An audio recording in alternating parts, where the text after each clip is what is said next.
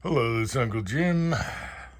We got the tire mystery solved, so I thought I'd give the truck a little love.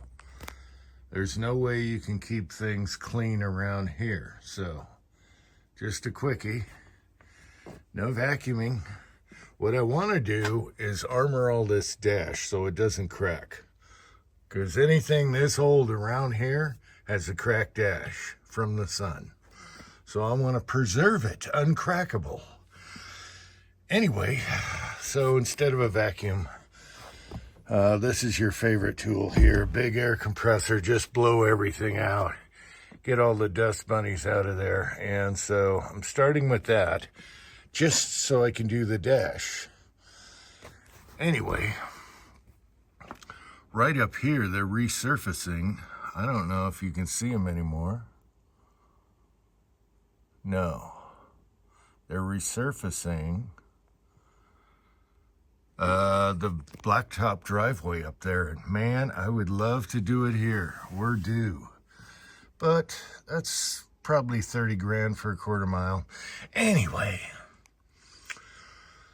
so I'm going to armor all the dash, check the engine over. I know the oil's good. Check everything out, maybe get in the distributor and clean that up, the old sandpaper trick, blow it out with the compressor, and take her for a cruise tomorrow. Maybe we'll do some hillbilly brass tumbling, part 2. So, stay tuned for that. Oh, she's a dirty girl. There's a lot of things I'd like to do to this truck, but I just don't have the time or gumption anymore. You can hear those guys paving out there. One thing I should do is clean the tires and put some Armor All or tire treatment on there. We already proved it with my van. The inside was weather cracked, the outside was not. So that works. And I just like to spray stuff, spray it and walk away. It works. It does work, believe me. This thing is way oversprung. And I'd like to take a leaf or two out the back, because it is just, it's built for, full piles of gravel, whatever. And it's a little bit bumpy of a ride. As a matter of fact, I'd like to do air ride, tuck the sun into helping me put some airbags in this, and that would be freaking awesome. Oh well. Okay, what do we have on this sumbitch? 95,000 miles. 95 and 400,000 miles. Original owner. 5-speed. Now, you might notice this part of the column is off right here. I had to take that off because that's how I start the car right now. I put this on the bar and push it forward, starts the car. Push it back, turns it off. And that's because these are notorious. What did it take? 95,000 miles. These are notorious to breaking in the ignition switch there. And it's like a $12, $15 part. However, I got to pull the steering wheel and replace this bar that goes all the way to the ignition. Stupid. Or I put a switch in, whatever. For now, I'm using vice grips. And that broke when we were doing Scrub Oaks. And I was on the middle of the hill. So there's that. It's one of the notorious things that happened to these. The original seat is still good, but you can see where I slide in and out right here. I should cover that, because if I ever sold it, somebody's going to like original seat, original dash, steering wheel, all that. You know, look at the pedals. They're still beautiful. Those are stock. Dirty, but beautiful. All right.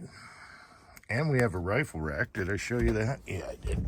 Let's see if I can do this one-handed. Got ourselves a rifle rack right in the rear where you can't see nothing. so you can have your rifles back here. And you can't see nothing. You got it like that. That's how I bought it. I haven't done a thing to it other than put tires on it before I moved. And that was, what, 10 more years ago. So I got to armor all these tires. Otherwise, they're going to weather crack. All right, so he also installed a big worn winch on here. I need to do the bar, take it off, paint it, and we're going to do some welding. Now, you guys give me your opinion. I'm thinking of going Mad Max on this son of a bitch, extending the bars a little bit, and then doing a cow catcher underneath. I think that would be awesome. And then maybe some teeth to make it look mean. So there's that. And in a previous video, I hauled a big, heavy pine tree from down where I shoot all the way up. I was too lazy to cut it up. I just wenched her up. That was in a video. So it works good. He used this as his hunting rig with a camper on top. That's why it's oversprung. All right, and it'll bounce you around on dirt roads, four-wheel drive, just old school. It's got cruise control, with the best cruise control ever made. I've used a lot of cruise controls. This cruise control works off of your hydraulics, okay? So you hit that button, you can be in 5th gear going over the pass, and I did it. I had a tractor in the back of this truck with a canopy, and it never surges. It just runs. It's the best cruise control I ever used in my life. Doesn't bog the engine. It just knows where it wants to be, and it's just hooked up to the master cylinder. It's just amazing how they did the cruise controls back then. And all the other cars we use, they surge every time you're going over the passes, you know, way up in the mountains. This just, and I was getting 16 miles per gallon with a big 460 engine, believe it or not. So a fuel injection, pretty cool. It's not as cushy as a modern truck, not by any means, but at least you know you're driving a truck. And you know, you could pull anything behind it. All right. Okay, here's the engine compartment.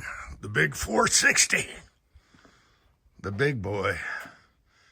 And I want to get it in that distributor cap and make sure it's not corroded and everything. You got your air conditioner right there. And everything is stock. I haven't done nothing to it, so... Looks pretty good for its age, 1990.